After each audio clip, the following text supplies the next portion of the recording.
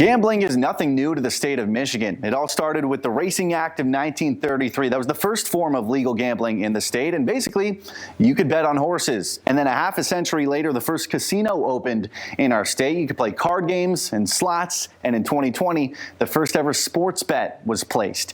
And then 1 year ago, the Michigan gambling industry goes all in. Lawmakers giving the green light to gamble online, helping the state hit the jackpot, but putting compulsive addictions on high alert. Now I wanted to take an in-depth look at how the betting landscape has changed and the impact it's had on people in Michigan. At BetMGM, online casino is in good hands. Bet just $1 on any NFL game, get $150 automatica. No matter where you go, no matter how hard you try, there's no escaping. Whether you're on the couch, computer, or in your car, gambling is with you. Even if you don't participate, it's now a part of your life. But for some, like Michael Burke in Portage, gambling is nothing new. My gambling started out in Vegas, of all places. We'd go once a year. It was just fun. I had plenty of money. I had a great law practice, so money was never an issue. But like other addictions, that activity went from casual to catastrophic. After 3 or 4 years, I found myself in a position I'd never been in before. I was broke, and I owed a lot of people money. So Burke dipped into his client's escrow account and took out a check to pay people back. A simple, short-term solution that turned into a gateway to greater problems. I kept taking more money out of the account, more money out of the account.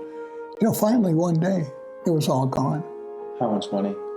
$1.6 million. Wow. Burke ended up turning himself in. And in the very courtroom where he practiced law for a quarter of a century, he was sentenced to 3 years in state prison. The gambling story is always basically the same story. The game might be different, the amount of money gambled might be different, but the devastation to the individual gambler and the devastation to the family, it's just unbelievable. Burke's story is more than 20 years old, but it's one that still applies today. And now that you can carry a casino in your pocket, it's more relevant than ever.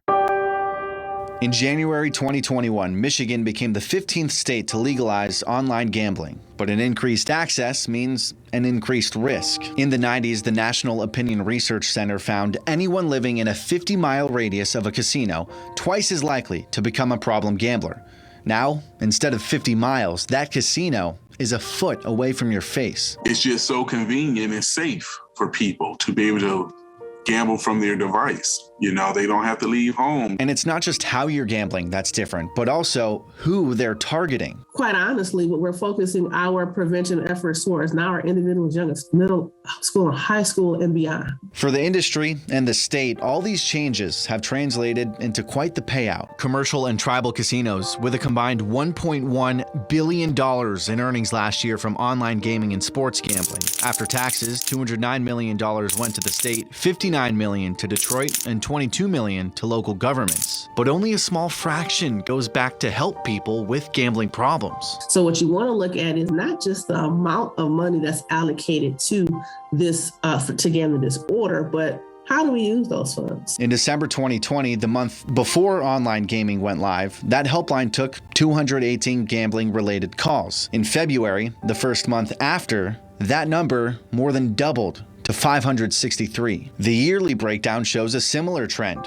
Close to 1,600 calls in 2020, more than 3,600 in 2021. A remarkable increase, but one that leaves us with more questions than answers. I think it's going to take a little more time before we're able to actually use the numbers as a definitive measure to determine if this increased access to gambling is significantly increasing or propelling gambling disorder activity. Still, the MDHHS isn't taking any chances. Let's say you're making an anonymous call to the helpline.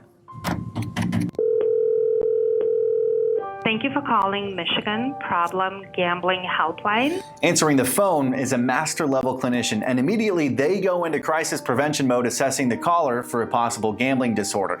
So what they do is they ask a series of 17 questions like, do you find yourself lying about the amount of gambling you're doing, or do you gamble even more to cover for your losses? And if you answer yes to 5 or more of those questions, then you're flagged as a problem gambler and likely directed to further treatment. We then reach out to our clinical panel, find a clinician that's in their area, and set them up with a clinician to start their counseling sessions, where they're able to have up to 12 clinical sessions with a clinician to help them with the gambling disorder. Surprisingly, the 3,600 calls to the helpline in 2021 only translated to an additional 104 treatment referrals, a slight increase, crippled by the stigma surrounding what Lucas calls the hidden addiction. People won't often acknowledge that they have gambling disorder because it's perceived as an issue with lack of control or lack of self-discipline. The National Council on Problem Gambling says gambling has the highest rate of intentional suicide out of any other addiction,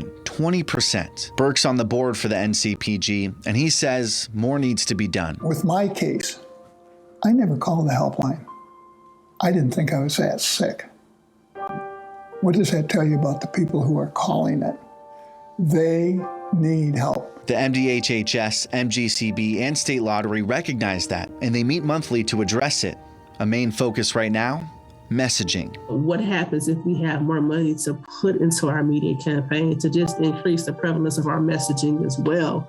Not to counter, but just to make sure, yeah, you can do this, but if you need help, you can also reach out to us for help as well. Lucas, Williams, and Burke want to make it very clear they're not against the gambling industry. They just want to help people play responsibly and offer resources to those who can't. Yeah, Burke and Lucas kept referring to gambling as the hidden addiction or the invisible disorder. That is the stereotype, but it doesn't have to be. So if you or someone you know needs help, don't hesitate to reach out. The gambling helpline number is right there at the bottom of your screen, and there are plenty of links to resources in the online version of this story. And Janice, it's important to note, not everyone who gambles will have a problem. In fact, Burke says it's only about 3% of the gambling population, so very small. But for that 3%, it can be devastating. So if we get rid of the stigma, he says people will get the help that they need before it becomes a major issue.